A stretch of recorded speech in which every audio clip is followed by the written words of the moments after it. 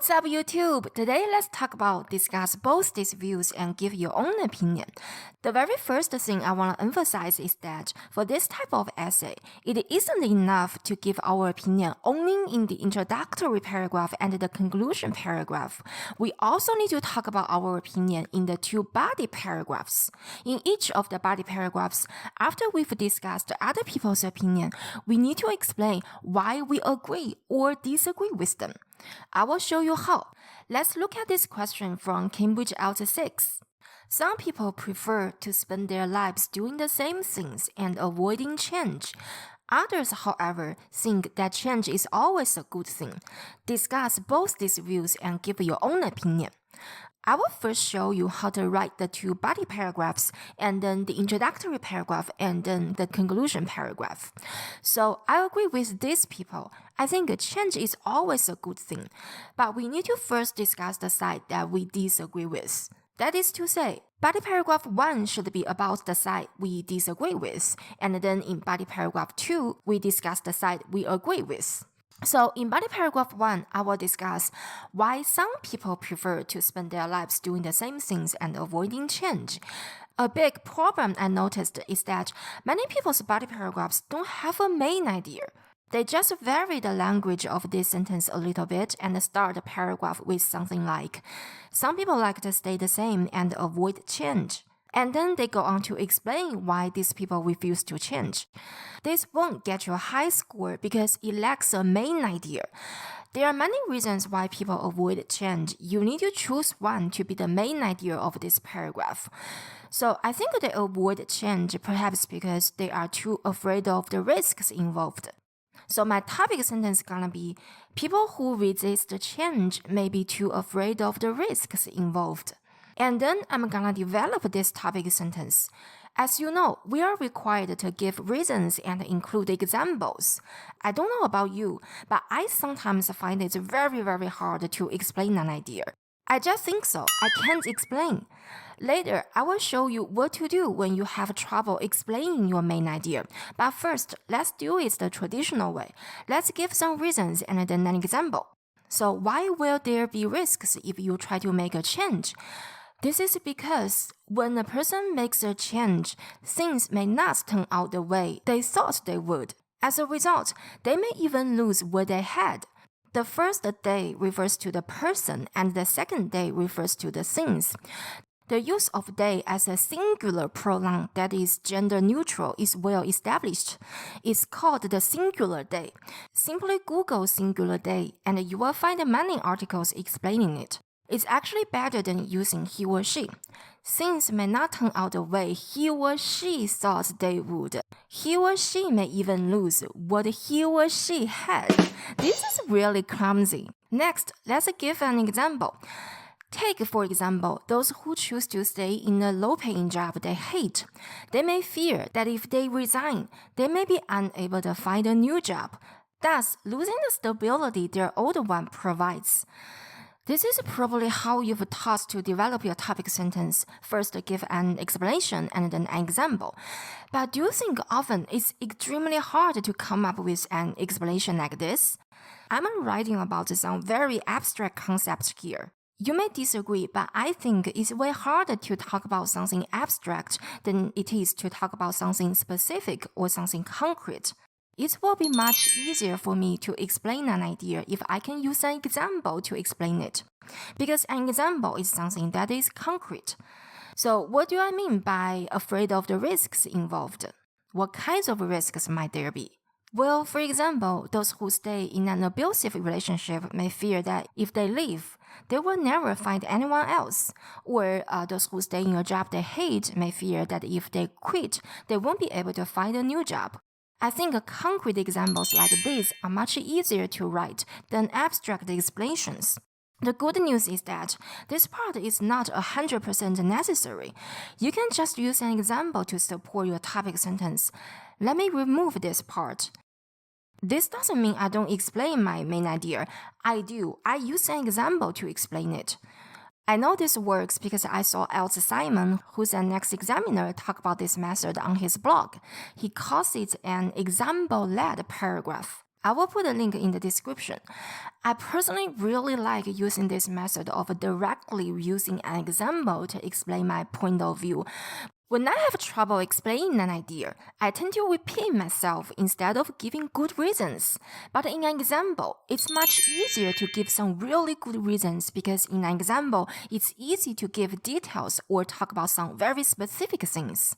The paragraph is not done yet. So far, we've only discussed other people's opinion. So from here to here, we are discussing why some people prefer to spend their lives doing the same things. In this same paragraph, we also need to give our opinion. We need to say we disagree with them and also explain why we disagree. One way you can do this is to explain what flaw their opinion has. In this case, why won't their way of living work? However, I do not think maintaining the status quo can help them avoid risks. Sooner or later, they will lose their low-level jobs to automation. In fact, as the billionaire entrepreneur Peter Thiel said, in a world that's changing so quickly, the biggest risk you can take is not taking any risk. The status quo means the current situation, the way things are now. Be careful when writing this part.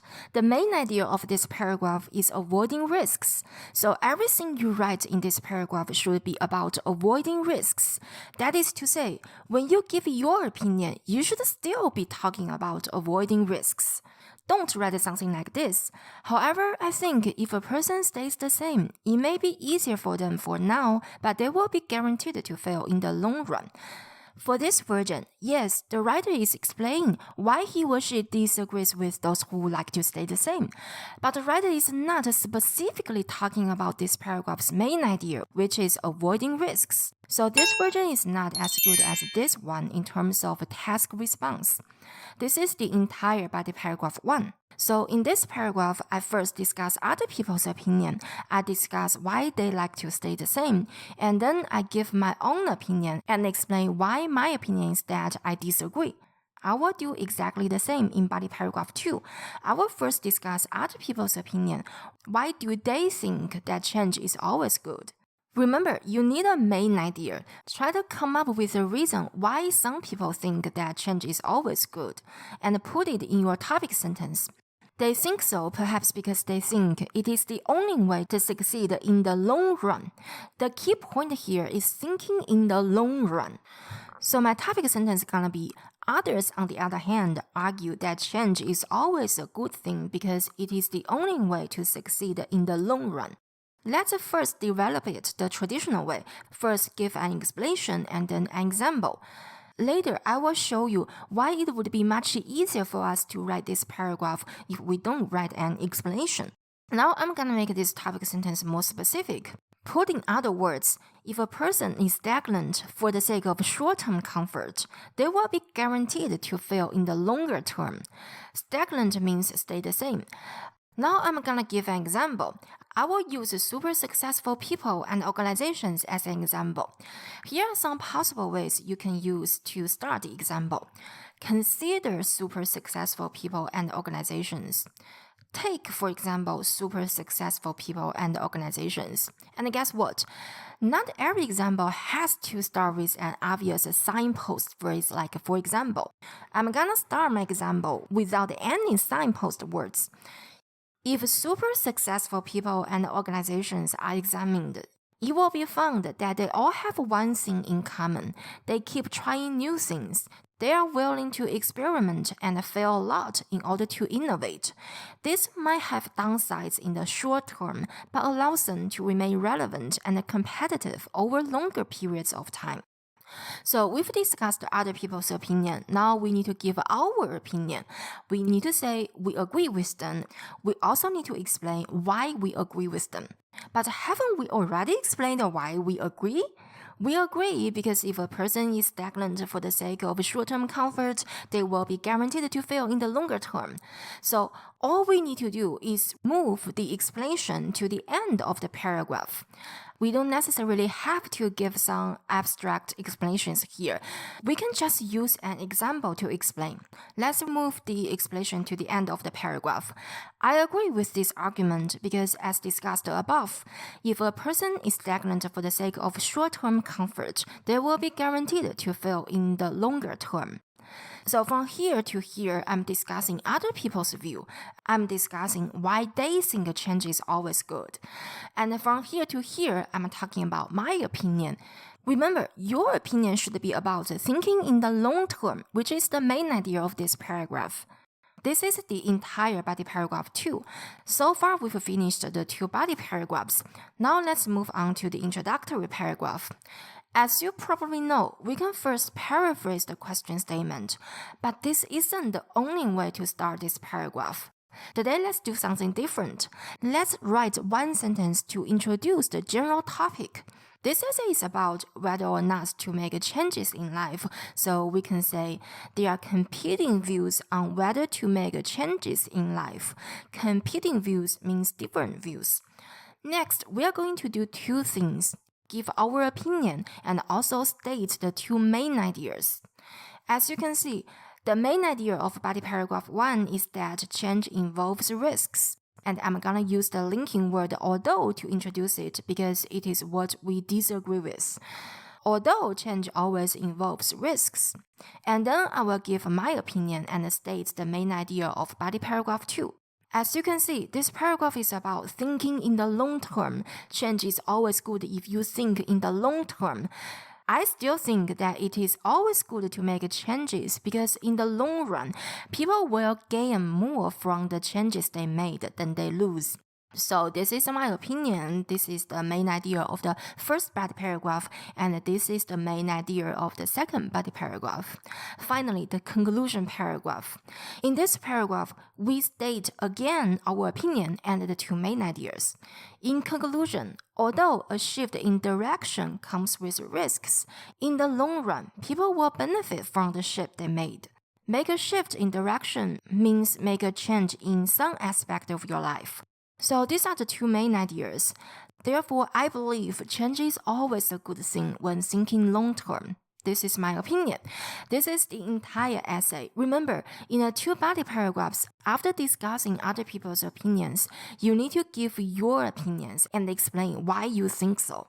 You can explain why you disagree by pointing out what flaw other people's opinion has, and explain why you agree simply by not giving an explanation after the topic sentence. Save it for your opinion sentences at the end of the paragraph.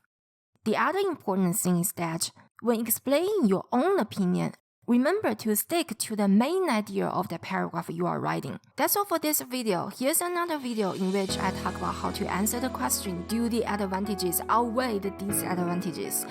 You may have interpreted the word outweigh incorrectly, so be sure to check it out. And if you found this video helpful, please give it a thumbs up and don't forget to subscribe to my channel. Thanks for watching. Bye!